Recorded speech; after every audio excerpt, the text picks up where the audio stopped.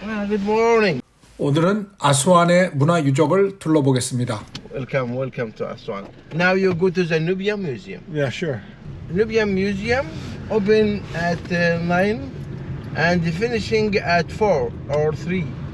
4, 3. Yeah. Nubia Museum first, Yeah. Obelisk second, Yeah. and Philis Senghon number 3.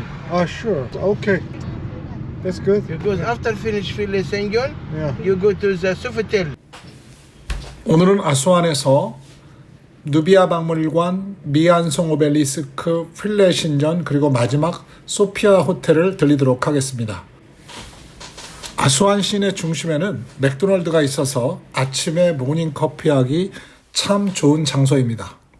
누비아 박물관에 도착했습니다. 누비안 박물관에 도착했습니다. 정식 명칭은 국제 누비아 박물관입니다. 이집트 상이집트 아스완에 위치한 고고학 박물관으로 1997년도에 개관했습니다. 유네스코의 누비아 기념물 구제 국제 캠페인을 계기로 건립되었으며 2001년 아카칸 건축상을 수상했습니다. 박물관의 총 면적은 5만 제곱미터인데 이 내부 구조는 7,000m 제곱으로 되어 있습니다. 여기에 소장된 유물은 총 3,000점이 있습니다. 물론 누비아 지방에서 나온 것을 중심으로 유물이 전시되어 있는데요. 간날도 입구에서 우측의 특별 전시실에서 지역에서 나온 파라오에 관한 이 상이집트에서 나온 유물들에 대한 특별 전시가 열리고 있었습니다. 이 박물관에서는 지질 시대, 파라오 시대, 로마 곱트 시대, 이슬람, 그리고 누비아 시대에 걸쳐서 이 지역에서 나온 모든 것이 전시되어 있었는데요.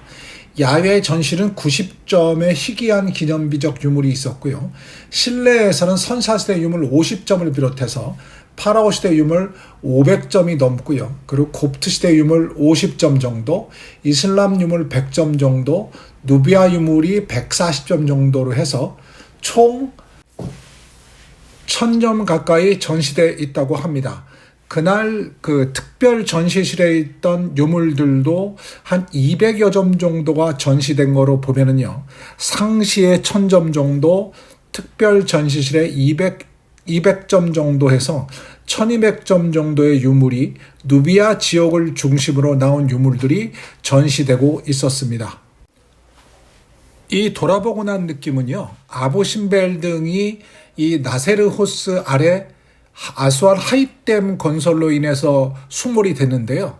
역시 이 지역에서도 누비아 유적과 마그레 역사들을 나타내는 여러 유물들이 이 수몰됐는데 그 수몰된 것을 보존하기 위해서 꼭 필요했던 박물관인 것 같습니다. 아스완에는 아스완 박물관과 지금 누비아 박물관이 있는데요. 두 곳 중에 저희가 한 곳만을 가보려고 했었는데 누비아 박물관의 규모가 훨씬 크다는 얘기를 듣고 또 자료를 봐도 누비아 박물관에 많은 유물들이 있어서 이 누비아 박물관을 방문해 보기로 했습니다. 저는 개인적으로는 이렇게 파라오들의 관을 이렇게 많이 본 것은 몇 군데가 안 된 것 같습니다. 요번에 EGM에 카이로에 있는 대박물관에 가서 본 것하고 그리고 원래 카이로에 있던 고고학 박물관에서 본 것 빼고는 여기서 다녔던 박물관 중에서는 가장 많이 파라오의 유물들이 보관된 것을 볼 수가 있었습니다. 그리고 이곳에서 느낀 것은 이집트, 상이집트와 하이집트에 돌로만 된 것이 있는 것이 아니라 파라오의 관 같은 것도요. 나무로 된 것도 많이 지금까지 보존된 것을 볼 수가 있었습니다. 그리고 우리가 대박물관 같은 데는 유물들이 석조 유물을 중심으로 모아놨다고 하면은 여기는 목조 유물, 누비아 지역에서 남수단 쪽에 누비아 쪽에 같이 영향을 받은 것, 그리고 이집트, 하이집트에서 영향받고 상이집트의 남부에서 영향을 받았던 유물들이 많이 전시된 것을 봤습니다. 그리고 튀르키예의 이스탄불 고고학 박물관에서 봤을 때도요. 지금의 레반트 지역에서 나온 파라오의 유물, 파라오라고 부르지는 않았겠죠. 거기서 나왔던 왕의 유물과 지금 보시는 이집트에 있는 파라오 유물들이 거의 흡사한 것도 볼 수가 있습니다. 특별 전시실에서는 파라오 또는 지방 귀족들이 쓰던 그 미라와 관들이 현재 보존되어 있고요. 그리고 당시에 호족이었은지 아니면 지역에선 파라오라고 불렀을 수도 있을 것 같습니다. 그 사람들이 쓰던 어떤 물건들, 그것들이 쭉 보존되어 있습니다. 전시실에서 나오면은 이 입구의 우측은 전시실이고 좌측 지금 보이는 것이 기념품 샵입니다. 그리고 약간의 그 인쇄물과 함께 지금 누비아 박물관의 전체적인 2만 제곱미터 정도 되는 정원과 3만 미터의 전시실 쪽이 보이고요. 총 5만 실입니다. 그리고 내려가는 계단이 있는데 내려가는 계단의 전면에 보이는 것은 역시 이집트에서 빼놓을 수 없는 람세스 2세의 동상이 가운데 있는데요. 그렇게 잘 만든 동상은 아니었고 약간은 조잡한 게 좀 보이는 람세스 2세의 동상이 앞에 보입니다. 그리고 왼편부터 이제 관람을 하시겠는데요. 왼편에는 이 누비아 지역, 아수안을 중심으로 한 누비아 지역의 기원전 6000년부터 유물이 나옵니다. 유물은 상형문자 이전에 그 동물을 그린다거나 이런 벽화 위주의 그림이 돌 조각에 새겨진 것이 나오는데요. 이것이 이쪽 지역, 상이집트 지역의 최초의 문화였다고 판단을 하는데요. 그 문화 이전에 제가 전에 동영상에 설명드렸던 기원전 7500년에 나프타 플라야 문화가 나옵니다. 그리고 이집트 하면 우리가 빼놓을 수 없는 문명 중에 하나가 나카타 문화가 있습니다. 지금 많은 이집트학을 연구하는 사람들이 나카타 문화를 지금 이집트 고대 이집트 문화의 전신이라고 얘기를 하는데요. 그 나카타 문화의 유물들도 접시라든가 어떤 동물 형태를 가진 토템 같은 조각들이 많이 출토가 됩니다. 그리고 나카타뿐만 아니라 기원전 3000년 전, 나카타 문화를 보통 4500년 보면은요, 기원전 3000년 전에 나왔던 접시류, 그리고 조그마한 동상류, 파라오가 우리가 지금 말하는 이집트 문화 이전에 기원전 3500년, 4000년 전에 어떤 지금 우리가 알 수 있는 이집트 문화가 나오고요.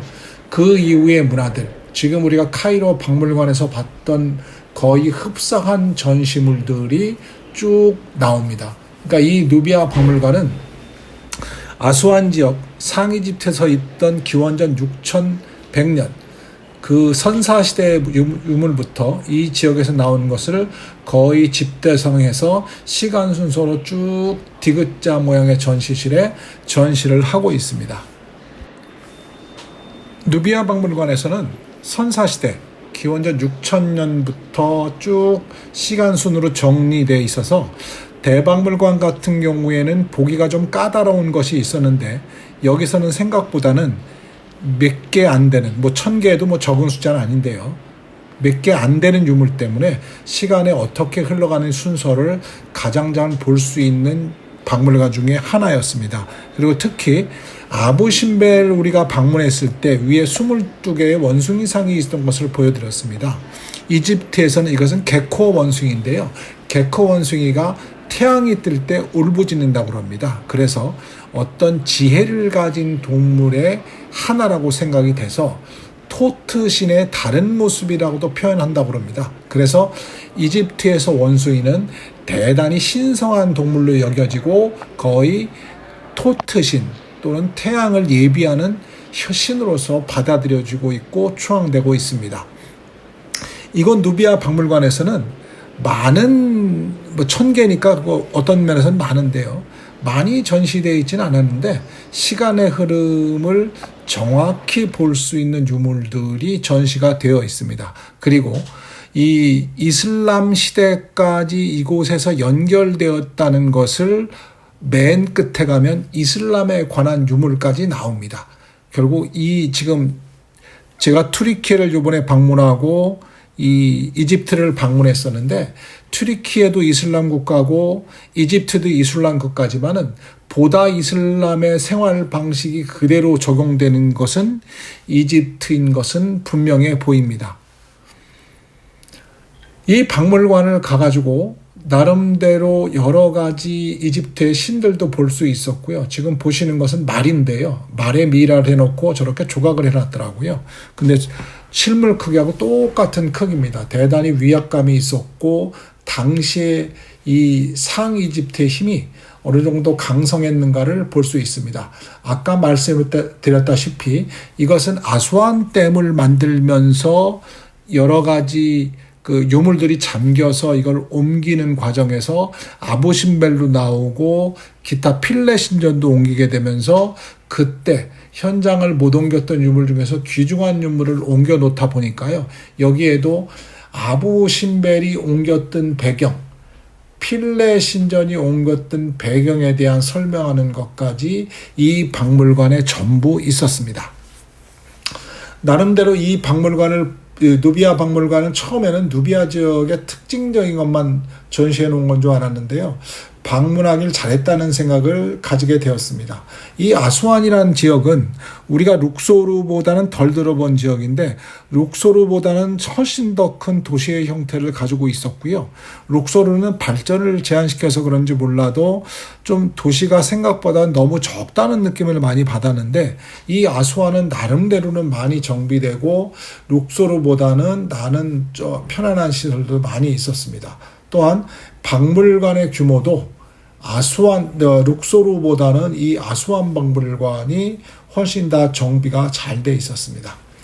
지금 보시는 건 이슬람 쪽에서 남았던 유적들이 나오게 되는데요. 지금 이제 이슬람 파트입니다. 이슬람도 이쪽에 영향을 미쳤기 때문에 이슬람에서 건너온 유리로 만든 꽃병뿐만 아니라 기타 여러 가지 이슬람에 관한 유적들도 이곳에 보관하고 있었습니다. 누비아 지역의 이슬람 문화는 652년부터 시작이 됐습니다. 중세 내내 누비아 사람들은 콥트 기독교를 거의 유일한 신앙으로 고수하다가 641년과 652년 두 차례 아랍 침공을 성공적으로 막아냈고, 그 이후에 바크트 조약을 체결해서 수백 년간의 이슬람에 대한 공격을 끝을 냈습니다. 이후에 이슬람 사람들이 이쪽 지역과 많은 무역이 실시가 됐는데요. 누비아에서는 상아, 금, 고무 등을 이집트로 보내고, 이집트는 곡물과 직물, 도자기 유리를 누비아로 보냈습니다. 그 당시 이집트 카이로는 이슬람의 세력권에 있었기 때문에 이슬람에 대한 문명이 누비아로 서서히 몰려들기 시작했습니다. 그래서 이 누비아 박물관은 기원전 6100년 정도부터 해서 기원 후 600~700년까지 역사적 유물들을 모두 1000여 점 정도를 모아 놓았습니다. 그리고 눈에 보이시는 것은 아부신벨 신전이 처음에 만들어졌을 때의 상황과 이후에 이 나세르 호수가 아수안 댐으로 인해서 수위가 올라가면서 뒤로 200m, 높이가 65m 높아지면서 지금 현재의 아부신벨로 옮긴 건설 과정을, 유네스코에 했던 과정을 사진과 도표에서 설명해주는 란을 마지막으로 해서 이 누비아 박물관이 구성이 되어 있습니다. 누비아 박물관을 보고 나서 인근에 있는 5분에서 10분 정도 거리에 있는 예전에 이집트의 채석장인, 지금 현재는 미완성 오벨리스크라고 이름 지어진 미완성 오벨리스크라는 채석장으로 가보도록 하겠습니다.